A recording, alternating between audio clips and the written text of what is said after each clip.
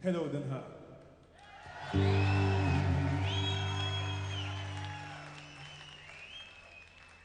Tonight, we're gonna go for a small journey back in Africa. Imagine we're all in a big village, and all the people under the big tree in the center of the village, they wanna sing and dance under the rhythms of tam-tams and the melodies of halam, traditional guitars in Senegal. Welcome in the Senegalese night.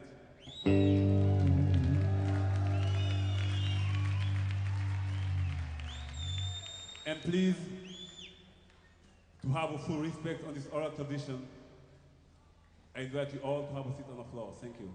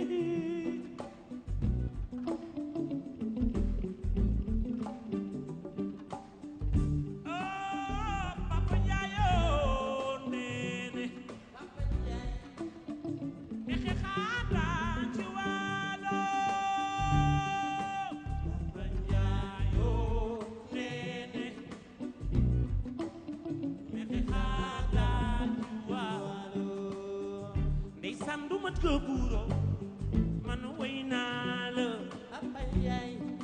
we yalo khali samnene, kontrafaha al funyogu,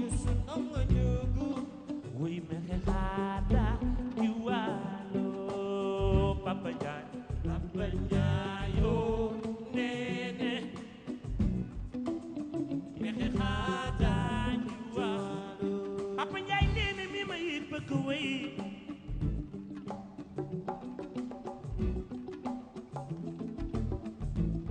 Bakula Papa Ndiaye nene mu burum yeme sa Ndiaye bu kari bi ge sangude noy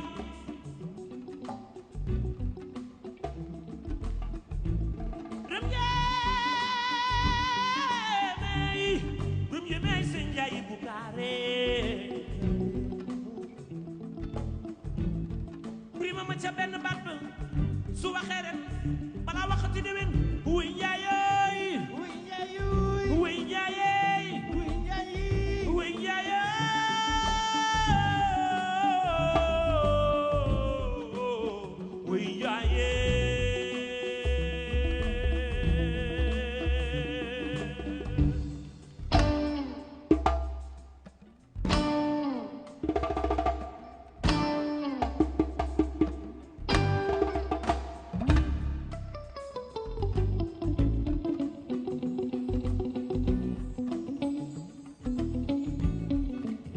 déglu way ba ngir nga xam la muy wax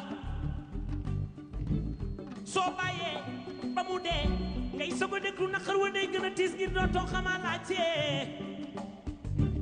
soo ko weddee da ngay seet yaa Abdalaay Mbuub maa nga xool ci mbaa man sooroo jaañ àlla sekk na la wuuna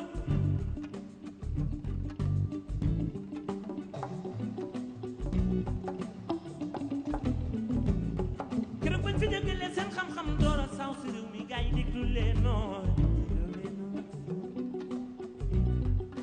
kon mi fi xaataa ci waalo Papa Njaayoo neene